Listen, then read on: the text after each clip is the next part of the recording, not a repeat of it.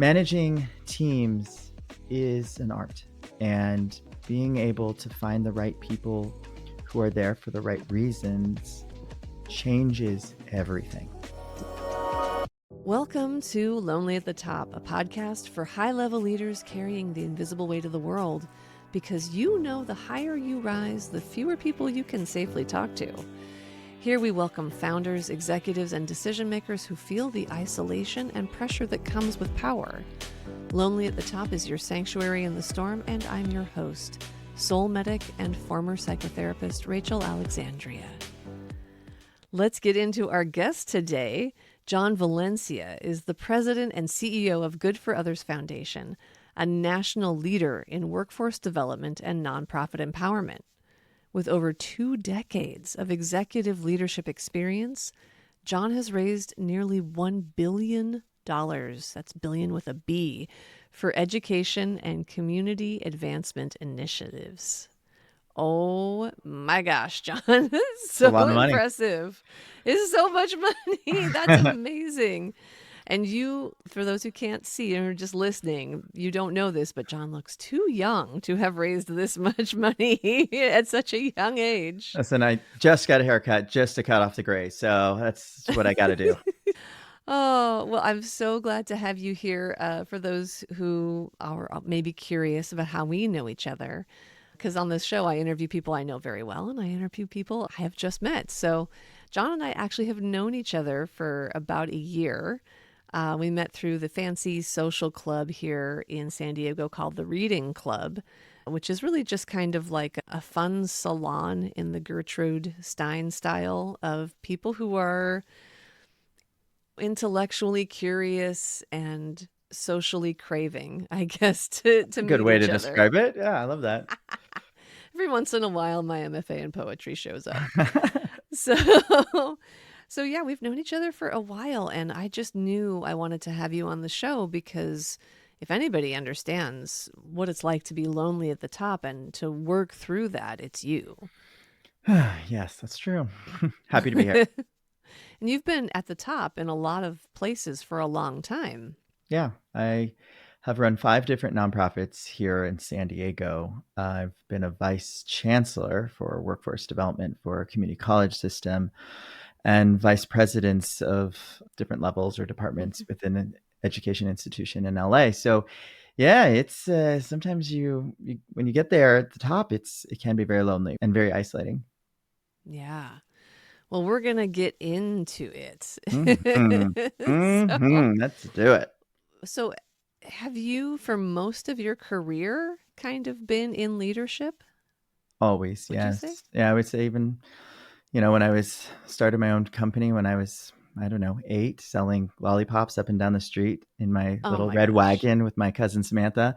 Yeah, I've always really loved leadership roles and helping harness the goodness in others to do good work. And that's just been part of my DNA for as long as I can remember.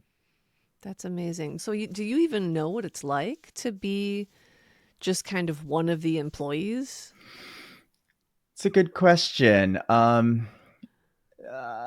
guess that goes to my leadership style as I prefer to be one who is more of a coach and on a team that's doing really good stuff and accomplishing a lot together. So I feel in a lot of ways, whether I've been in a truly authoritative role based on the specific role that I'm in, but yeah, I guess a lot of ways, I think I've probably always just been at some point one of the leaders of a group or an organization for sure. So you've never really known any other way in some ways. I mean, probably in school you were Yeah, not the authority figure and you had to work yeah, in groups and stuff. yeah. I think I mean my first job was I was running a teen center in Santee, and that was I was a part of the team, but also part of the team that created the entire thing. And so Oh my that was gosh. an interesting role of like reporting to people, but also knowing that I helped create what was running. And again, I Wow. think that was a lot of fun, but yeah, I've never really thought about that. I have really been in roles that have had a lot of authority attached to them for sure. Did you ever feel nervous about that or the pressure of that? Or has it always been natural? I think there's a natural draw to accomplish and do a lot. That's just innately part of me as a human being is I get satisfaction from checking a lot of things off of a to-do list and setting my own kind of bar pretty high and knowing that that's kind of just my minimum. And I think that setting that bar continually, one, I've learned not to necessarily do that and have boundaries in that same process, but I really love work. I love to work. The work that I do feeds my soul. And so I feel like it's not work at the same time. And so it's become integral in who I am because I just love choosing to do work that feeds my own Mm. soul, right? At the same Mm. time. So I feel like it's a win-win where I can delve in and do all this extra that I think most people would clock out at 9 to 5 kind of job. And I'm like, nah, I'm okay continuing to do this work because it's meaningful, it's rewarding, and it's something that I'm truly passionate about. Yeah, and it seems like a lot of the time you've created it, so it really is aligned with how you want to make an impact. Yeah, I think that's. I was just on a staff meeting today, and that was part of the conversation. I sometimes need to be in a room because I may have created something on a whim, and it gets funded or it becomes something, and then people are like, "Wait, is this what's supposed to be?" And I'm always having to remind people like, it was just an idea. It's a start. So you take it where you want to go. I could come in and provide more context to where I was thinking or the why behind things, but things evolve. And I want the ownership to not just be from me, but collective voices, because I feel like there's so much more that we can get from different personalities and perspectives and thoughts that make an idea an even better idea. And so I try to make sure that it's infused in all that we do, that it's like, well, let's ask John. No, no, no. I mean, sure, yes, it can provide guidance, but I also want to know from those experts at the table what they're thinking and where things could go. So yeah, it's kind of fun.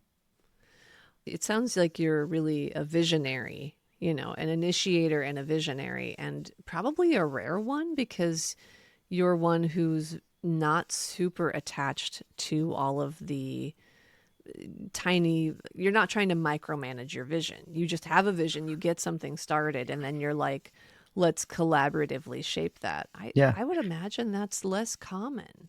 Eh, I would 100% agree. Finding like-minded individuals with that mindset is rare. I would say, going back to your original question earlier about have I ever been on teams? It's kind of funny you say that because one of my first jobs in college, I worked at Old Navy and I just got to fold clothes and do that. And I remember one of the things that I always said, it was one day you're going to run a business and you're going to do great work. The most important thing I promised myself was I wouldn't micromanage because I hated being micromanaged. And Yep. so I think in some ways, sometimes can be my downfall too, is that I do really want to encourage and nurture folks to be independent, to take ideas that I have, these crazy harebrained ideas I have, and create something with that. I have learned also that that is very hard for some folks, right? So there Mm-hmm. are people, we've been doing a lot with predictive index and different tools to understand like behavioral assessments of who we are and how we like to work and how we like to be managed. And that's a big thing for me because I realize, I am this maverick, according to the predictive index, that is a visionary, that does love to create and think outside the box and get teams excited about things. But then I can easily get bored with those ideas. And so I know that I can create and design, work backwards from, say, here's the goal. And then here are all the steps we're going to have to do in order to get from A to Z, but work backwards, which I love. But as soon as I start getting too close to that goal where I see it's actually almost there, then I want something new and I need to go and Mm-hmm. pivot and find a new project that excites me. And similar takes those experiences and expertise I've now obtained and learned from that project and apply it elsewhere. So yeah, but it's definitely I don't like to want to be micromanaged, but it is can be very hard to take an idea that is bold and big and creative and weird. And I will definitely say harebrained ideas happen out of my mouth all the time. And I think sometimes my staff are like, no, no, no, no, we're already doing this. I'm like, okay, you asked. Careful what you ask for. So it Fun. sounds like you have to make sure you surround yourself with people who do like executing Mm-hmm. and completing and really tying up loose ends of Yes. projects. Yes. Achievers are my make the team great with the John team because we have other Mavericks on our team. We have folks who, when we know that want to see or understand fully the idea before Mm-hmm. they can execute. And we've learned now, especially with predictive index, like learning how when someone is innately that type of person, they just want to really understand the why behind it. I don't necessarily need to have a why on why I'll create something crazy and wonderful. Mm-hmm. Because I also believe that an idea is an idea at a moment, and that is going to evolve. It should evolve and become better and better and better. And so I can help create a baby, but that baby is then going to evolve and create and turn into some magical stuff. But you're going to feed and nurture it along the way. And I don't necessarily desire to feed and nurture it along the way. I want to bring Mm-hmm. the teams that can do that. But there are folks who, really want to understand, well, what is at the end? And I'm like, at this I moment don't today, know. this is what I thought. This is what I think. But when things change on a dime, especially nowadays, you really have to be able to pivot and adapt. Yeah. And so, that's always really important to have the right people on the team. But, holding each other accountable to those things as well is also fun. Has that ever been isolating, being such a visionary and people not always being willing? Like, have you encountered that much? People being kind of like, well, wait, but how does that go and how are you going to execute? Because I have a little bit of that myself. There's plenty of times where I've had a vision and I try to get support on it without having a lot of money to just buy the support. And I've experienced other people not understanding a vision. And so I just have to slog through most of the creation before they can actually be like, oh, there's a thing and it's tangible. I've experienced that as isolating. Has that happened to you? Absolutely. I think that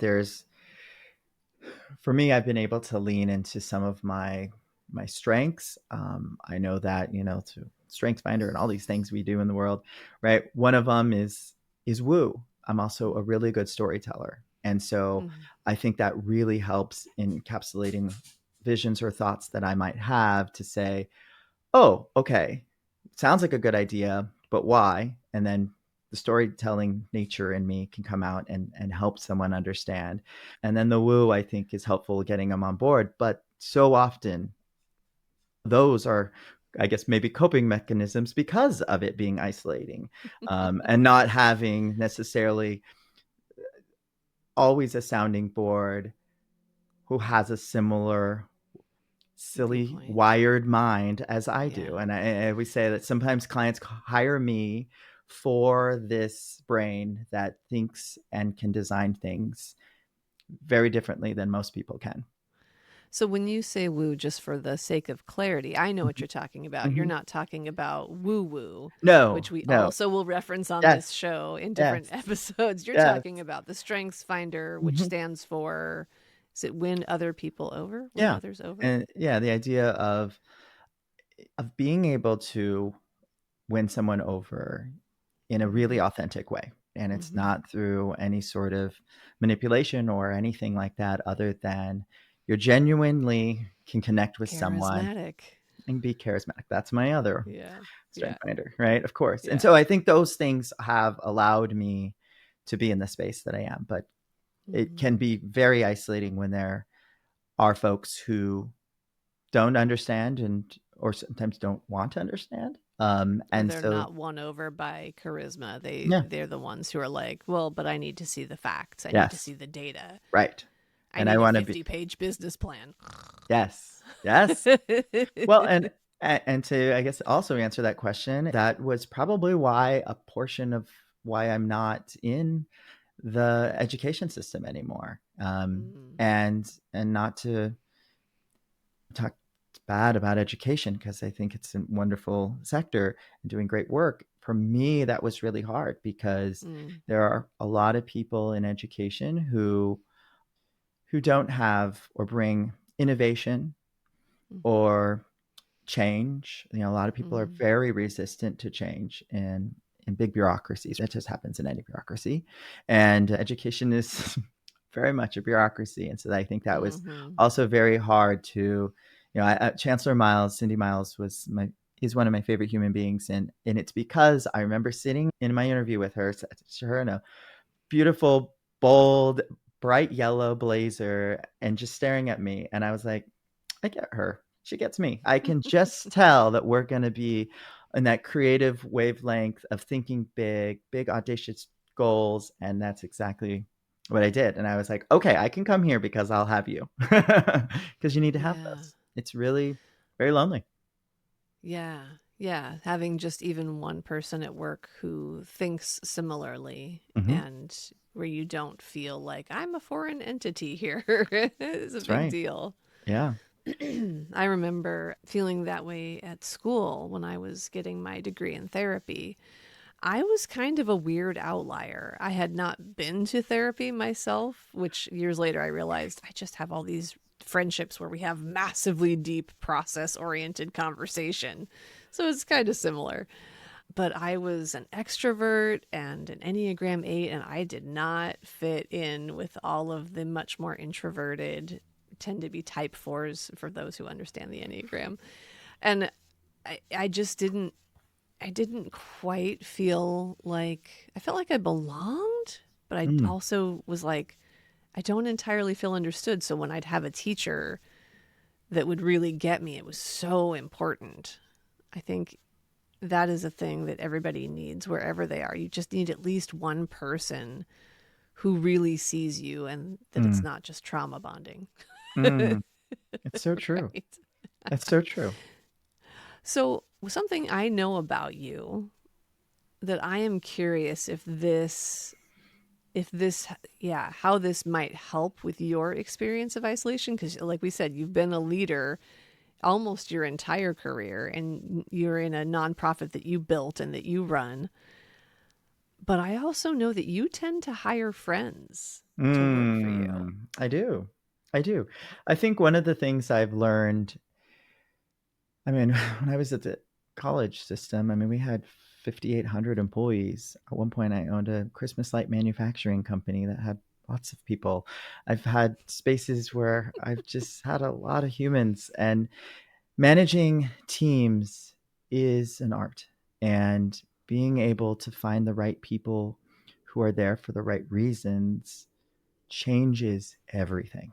And Mm, so, what I learned in education was the mission and the values and the why behind what education does is so strong. And there's a lot of people in education who are connected to that vision and that why. And there's a lot who mm-hmm, aren't. mm-hmm, And that I think it can be hindering when not everyone on the team is aligned for the same goals and mission. And in education, it's really important. It's also equally important in the nonprofit space because we are mission led organizations. And when you can really connect with the mission of the organization you're working at, you are exponentially better. And so mm-hmm, when you understand, whether it's helping homeless or housing insecure or environment or things like that or cancer or health related issues, right, and you have a tangible connection to that mission, mm-hmm, it changes everything. And if you then mm-hmm, also have people who have that but also who you can trust, that I think has been something I have learned in the 20 something years of my career is really investing in humans, building relationships, and especially in the nonprofit space. I mean, all my jobs have all been relationship based, and the success has come from being those or having those really authentic relationships. But when you have to work, get to work with people for a minimum of 40 hours a week, and sometimes it's so much more than that, you really have to trust. And I think that it's been over time where I've hired folks who been friends with or I've worked before.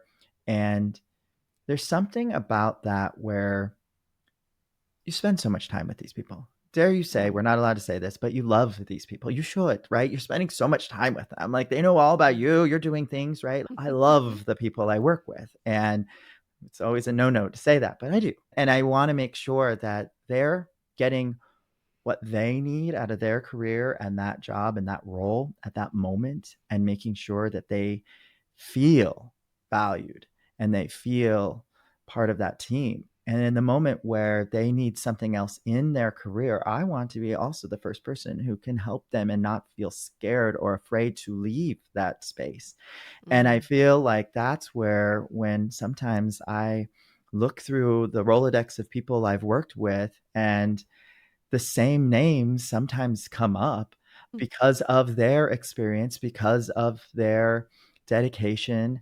It's hard not to. I mean, I'll still go through interview process and make sure I'm not missing a diamond in the rough that exists. But if I can steal someone away from another organization because I know they're great, um, I look at my team now. I've stolen everyone, um, even from the Look out, reading other club, right? organizations in San Right? Diego. John's coming for your Yeah. people. Uh, and and I think that also just adds to the trust of Yeah. knowing, seeing someone for who they are, seeing them in a role, trusting or enabling them to do something and pivot.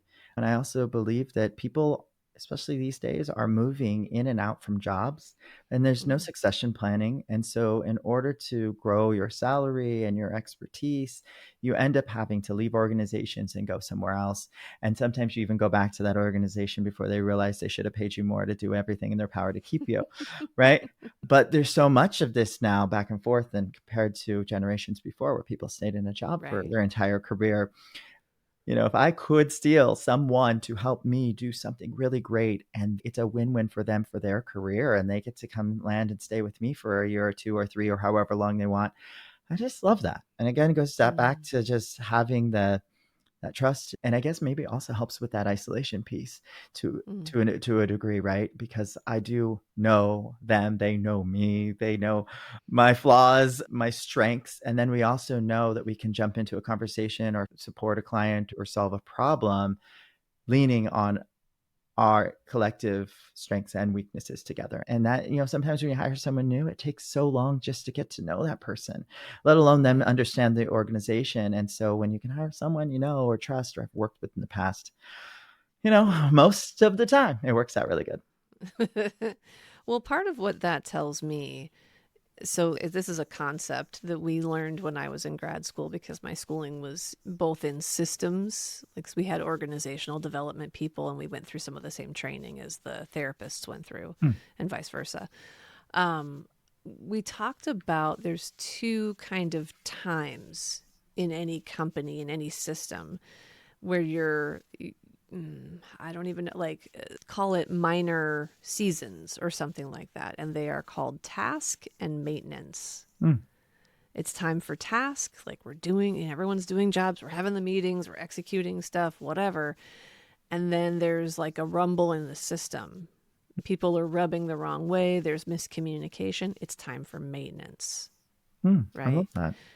Yeah, just like engines, just like a car, just like a house, right? Sometimes it's just doing its job and functioning. And then you have to have moments in time where you do maintenance. So, what it tells me that you've been able to work with people you love.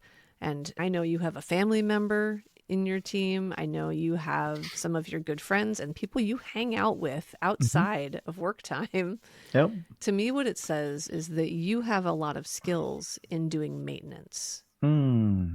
Hmm. and not That just makes a lot of task. sense. That makes a lot of sense. Yeah, I can concur. I concur. Yeah. Yeah. So I guess that's a note. That's just one way leadership can look, is for people who are building their own teams. For some people, it wouldn't work for them Hmm.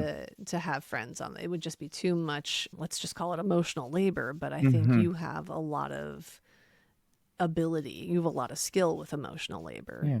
Well, and I think it's also healthy boundaries and checking those boundaries regularly to make sure that it's healthy for both parties, all parties Mm. involved. And I think also making sure that when I'm also hanging out with that friend who may work with me or do something. I mean, so often this happened last night, having dinner, and guess what? You're talking about work. And then we're like, wait, let's not talk about work. And you're like, but we both love it so much. And it's like, okay, just a little, and then we'll get it out of the way, and then we'll just hang out. But I guess again, when it's people who are really passionate about this, I cannot just flip a switch at 5 p.m. and say, I'm now done with work. Like work is me. I am Mm. it. And I love that. And I think that Mm. that's been, I'm not creating widgets, even though maybe I created a cool widget that I love so much that would be part of me. But that's why I got into the nonprofit space. I've been doing this work that I feel is transformational. And the more work I get to do, only helps more humans, right? Like naming my organization Good for Others was very purposeful because that's exactly what we love to do. And so that extra email before bed or text message or whatever it may be only allows me to realize that it's just continuing the momentum of the work, and the work Mm. leads to transforming individual lives and family members of those folks. And that Mm. to me is just deeply, deeply satisfying and rewarding. And so I've just guessed over time, maybe we'll talk about that in therapy, but these boundaries of that just to me is like, oh, is this wrong? It's not wrong to me or for me. Right. And at this moment for Yeah. me, I love it and it fuels me and it excites me and it allows me to want to wake up in the morning and be invigorated and refreshed to just continue doing that work. I think for anybody, I'm just going to interject and say for anybody asking the question, because I get this pretty frequently from my clients, a question of, is this the right thing? Or I'm doing this, but is it wrong? And I heard a little echo of that question there. And I would say, because different things work for different people, different strokes for different folks is the saying, right? I would say if it brings you joy more than pain, if it brings you more joy than suffering, it's not the wrong thing. And you just got to watch for the balance and be honest with yourself if it ever flips, Mm-hmm. Yeah. right? I mean, a wise person, may or may not be you, once said, what are healthy boundaries? And I was like, what are boundaries? I have no idea. And you're like, well, if you're doing it out of a space of fear, then that's probably not a healthy boundary. And if you're doing Mm-hmm. it that brings you joy, I was like, oh, that makes so much sense. And it really does. Like, Mm-hmm. I think probably say that so often every day. I'm like, should I be doing this? Yeah, this brings me joy. Mm-hmm. Do I want to sit here and answer some emails and do this thing and brainstorm a cool new project I'm working on, even though it's after Mm-hmm. hours and I shouldn't be doing that? It brings me joy. I'm going to do that. And then I'm going to fall asleep with a smile on my face. Yeah, and joy is very different than relief from guilt. Mm-hmm. There is a relief we get when we address something that's making us feel guilty, when we stop having a should and we do the thing, quote, we should.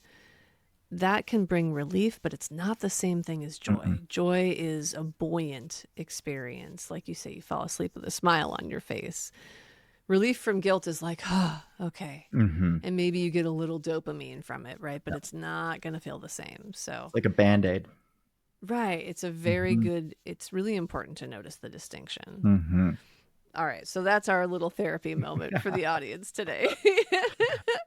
I want to hear about a leadership decision or season that really tested you. I have many. Yeah, in 2 decades. I'm sure you have lots. All right. I'm going to go where I didn't think I was going to go without naming names. Mm-hmm. So I worked somewhere once Mm. that I couldn't enter the room as my true authentic self. Mm. And in the interview process, I became clearly aware that that was the truth. Mm. And I had to make a decision. Was I going to leave a really amazing job and career and Mm. pivot to something that I could also see myself as a potential really cool career avenue that was similar but different. And I took the leap of faith because I saw what I believed or wanted to believe to be super shiny and new and exciting, kind of going back to that idea of As you said that needing you were, something yeah. new, Uh-huh. a new baby to birth. Uh-huh. And I was really excited about that. And I let that excitement of something new overshadow some very significant red flags in an interview process and in those first 6 months on that job. Mm. And I would say that that was something I will always, every day, honestly remember. I think I see it now with oddly some fondness and not sadness, but more of the Mm. growth that I have seen myself because of those circumstances. Mm-hmm. But when I, again, without getting into too many details, I basically wasn't allowed to be me. I was Mm-hmm. married at the time to a man, and that man was not allowed to accompany me to work events. And I was Mm. explicitly told that he wouldn't be allowed. And as Mm. illegal as horrible as Blah. that was, yes. Yeah. Also, wanting this job so badly, this title, this coolness of it, I allowed myself to succumb to these authoritarian figures, um, Mm-hmm. to acquiesce, to give in, to lean into that shame that I had been trying to pull myself out of, and to throw myself back in the closet for others Mm. and not for me. Yeah. Not good for others Not and good not for good for others and you. not good for John. And Yeah. so it was I'll say about a year process for me to get through to say I deserve better. I'm worth more. Yeah. And as scary to embark into the unknown, because usually I don't leave a job without having something else lined up. Mm. I had to lean into believing in myself and saying, well, you'll find something, but this isn't Mm. healthy for you. Yeah. And so I would say, it's sometimes really hard to follow something shiny and be blind to red flags and things along the way, and then Yeah. find yourself into a situation that you're like, I could have prevented this, but I believed so much, and I was intrigued and curious, Yeah. and that can get you into spaces where you're like, But I would say now again, grateful for those things. I couldn't have seen that when it happened, but now I'm like, Mm. well, honestly, I kind of see that myself. I would never allow myself to be pushed back in the closet. Never want to be Good. with people or clients who don't just value me for the crazy brain that's inside of here, and not allowing me to just be my true authentic self, walking into every single room with my jelly blue colored nail polish, and just knowing like this is me. I'm tired of not being 100% authentically me in every single Hell yeah. space, right? Absolutely. I love that. Yeah. Mm. I think that's going to resonate with pretty much everyone who listens because I think leaders all across the board, whether they're LGBTQIA or a different ethnicity than the dominant paradigm Yeah, in this country, or female or yeah, yeah. anything, right? Everyone has stuff that they feel like they have to suppress in order to excel. Imposter syndrome. I mean, you walk into a room and you know, you brought it up earlier. I do look younger than my age, and thankfully for that. But that was really hard in my career when I was first starting. I mean, I literally looked like I was a 12-year-old kid, like at a board meeting on and they would be like, "Is your dad working today?" Like, you know what I mean? Like, I'm like, nope, I'm John, right? And that happened over and over and over through my career, and so I always felt like I had to work harder to earn my keep when I was Mm-hmm. in a space. I was youngest vice chancellor in the state of Mm. California when I had my job, and that was a risk the chancellor made on me. Thank goodness she did. And but I knew those first not even 3 months, 6 months, maybe even first year I was there, I was going into spaces and having to convince and preach my resume without making it seem like I was doing that, but selling my worth Mm, over and over and over. it's And to the point where exhausting. I find, yes. And I think, at that point, it was this idea of just trying to prove myself and say, like, Mm, I knew I earned this seat that I had, but mm-hmm, others would just judge a book by its cover and assume that I am mm. or who must know someone to get this job. And I was like, actually, let's sit in a room and quiz me. And you'll That's find what you'll out. see, that I know what I'm talking Yeah. about and I'm pretty good at it, Yeah. without being cocky, but knowing, understanding, like coming Yeah. in with that space of like, I can't be overly cocky or confident because it comes off as cocky, right? But this like Right. confidence within yourself of being like, okay, if you just take me for what you get and hear me out, and then I Mm-hmm. would be able to win people over. But again, leaning on woo and, and with a Mm-hmm. charisma in order to be in those Mm-hmm. spaces to get to where you go. Yeah. Hmm. Wow. I can only imagine how challenging that must be. Like, I had a tiny bit of that as a younger therapist, right? Mm. When I was first starting out in psychotherapy, I was in my late 20s and I read facially relatively young for my age. And yeah, at that point, not a lot of it was hard to find a lot of 20 somethings in Mm. therapy, and I wasn't trying to do child psychology.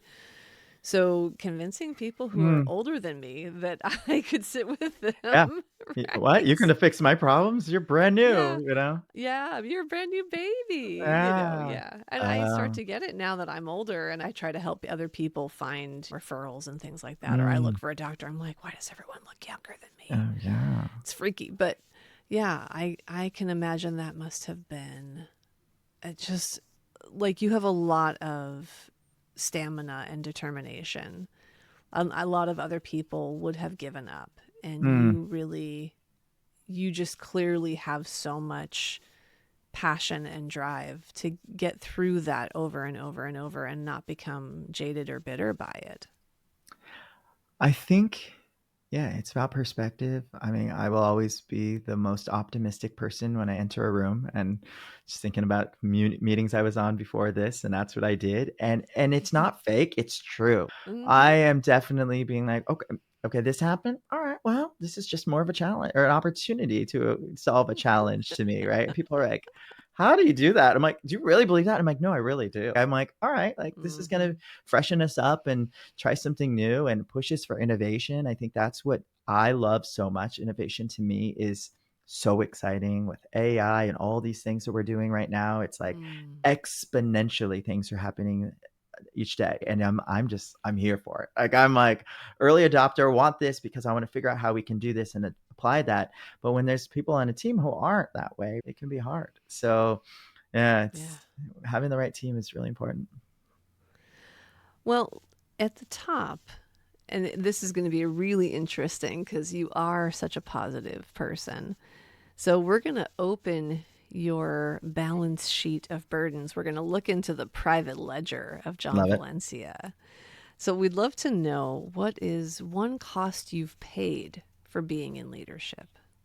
Wow, that's a great question. I mean, I think the last example is a prime example. I for a long time before I believed fully in my own self worth and committed to myself to be authentically me, there was always a cost that was being paid in order to be in those spaces. So, to not share fully who I love or what I love to do or the things that are excite me or dressing a certain way. I've always had to do that. And it Mm, was honestly just in the last probably 5 years where I've mm, consciously made that decision where if I want to have joy in my life and I really want to experience it, then I need to be giving myself everything that I can within my scope and my control. And I think mm-hmm, that's why running businesses, owning businesses has been so important for me because of the autonomy to not have to wear a suit every day to work, right? Mm. Which I did Mhm. as a vice chancellor and would push the Mhm. envelope to not wear a tie on certain days when I didn't have to, right? Where like there was just so much and not being able to be truly authentically myself for so long. But what I Mm. believed, I think, and you can tell me from your therapy view, I felt like I knew I was giving that up Mm. because of what I believed and knew in my heart I'd have down the road. And so for Mm. me, I believed and knew that this life I have now was going to happen. I didn't know the Mm. steps I would get to get there, but I knew I was going to have to work in some jobs and do certain things and in order to get to the point where I feel very lucky and fortunate to be at. But I wouldn't have been able to be here without going through those steps, you Mhm. know? And so there's the give and take of what I was willing to do, but there is always Mhm. a cost to it. And I got to the point in my career where the cost became too much. And that was Mhm. in that role where I was inauthentically myself. And I had to pivot and say, no, no, no, no. That's Yeah. not happening. I need to invest in me. And that's Mhm. the most important part. Yeah. So it's kind of like the concept of paying your dues, but you have to Mm-hmm. kind of decide, are the dues worth it after a certain point? Yeah. What is one invisible asset you had, but you didn't maybe realize at the time? Mm. Ooh, an invisible asset. Great question. I would say that my ability to really connect with someone on like in my world, I'm a connector. It's probably the easiest way to describe what I do. I'll do it for all sorts of different sectors and projects, but I'm a connector. And the way I'm able to do that is by quickly being able to connect with a human in a really meaningful way because I hate when people are fake. I hate when you can see right through the bull, right? And I'm like, "No, what are you Yeah. here for?" And I think that's why in my nonprofit world, I was a really good fundraiser and to raise $1 billion is because if you can really connect with someone about the why, about who you are and what you're doing and what you're selling and whether it's a widget you're selling. I was manufacturing Christmas lights at one part of my life, right? Because I love Christmas and I love Christmas lights, but I was passionate about it. And so I could go and sell the mom and pop Christmas stores around the United States because I believe.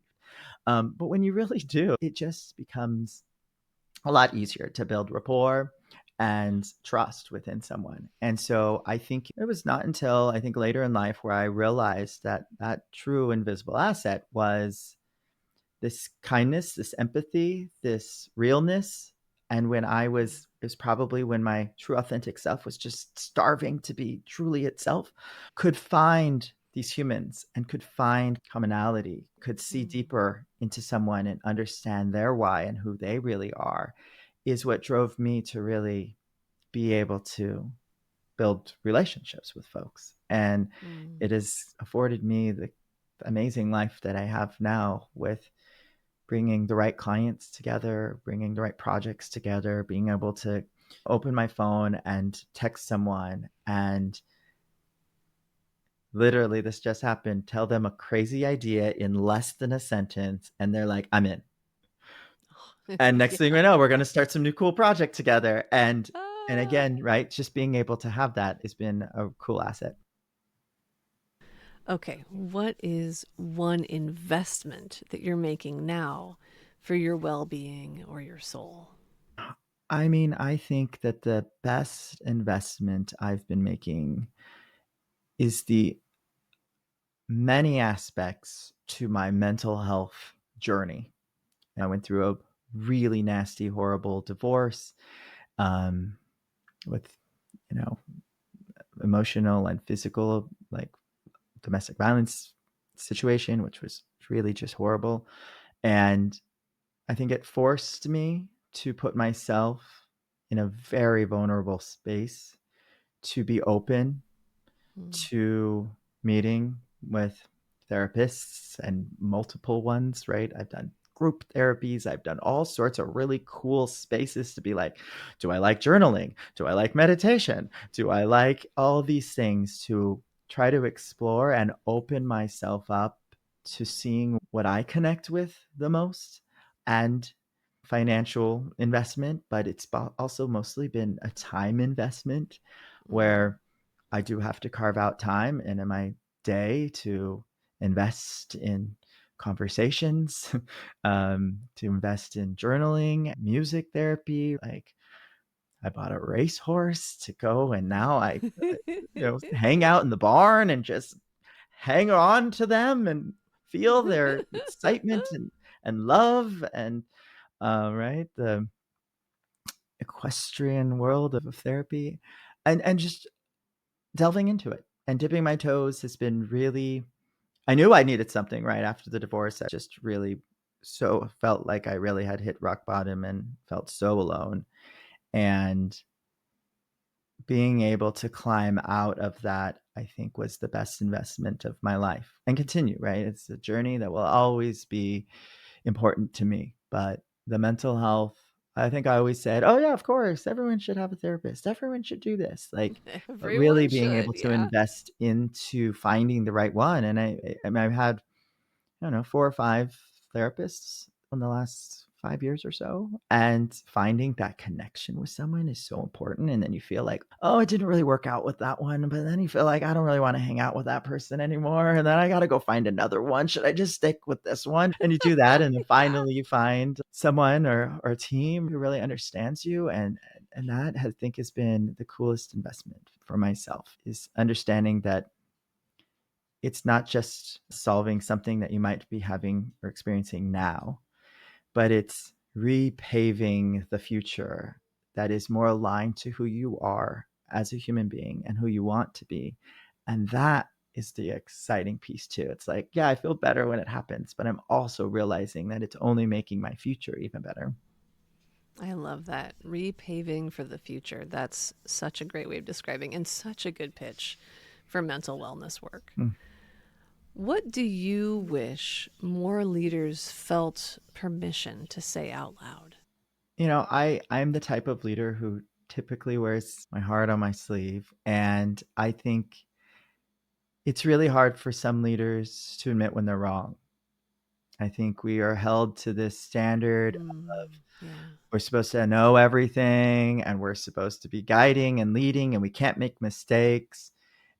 I feel, again, when I can lean into being my truly authentic self, a part of me is this very vulnerable, very raw, and loving, and open to just trying and exploring and messing up. I would say that's one thing I've always not been afraid of is failing. Everyone said, oh, you have a fear of failure. I'm like, no, I learned I have a fear of success. I don't mind failing. I have the fear of doing too good and having, but when it comes to that, I think you really need to allow yourself to play in a sandbox and understand that not everything's going to work out. And if you are open and transparent with your team and your staff um, and knowing like, hey, we're playing in the sandbox right here. We don't know all the answers, but we are going to take best practices. We're going to use our experiences and our expertise to make good decisions. Then you can't be faulted for that. But what you can be faulted is if you fail and you don't pivot. So, and Yeah. being able to Yeah. notice when you're veering somewhere it's not going where you want and being able to quickly pivot, but by taking that experience and saying, great, we're going to be able to go to plan B because that makes more sense for us. Really admired working with Chancellor Cindy Miles because she would allow me to play in that sandbox and she Mm, would allow me to play. Let's try it.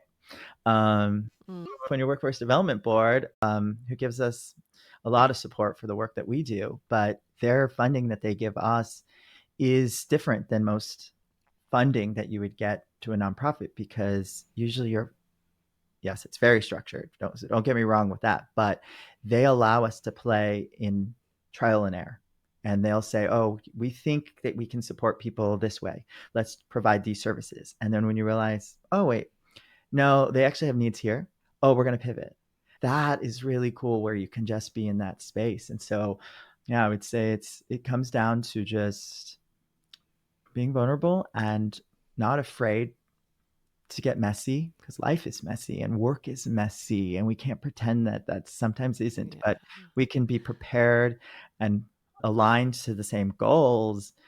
And hey, Yeah. that's where innovation can come from. That's where you might stumble upon something where you might tweak this and it does something, but it opens a whole new thing.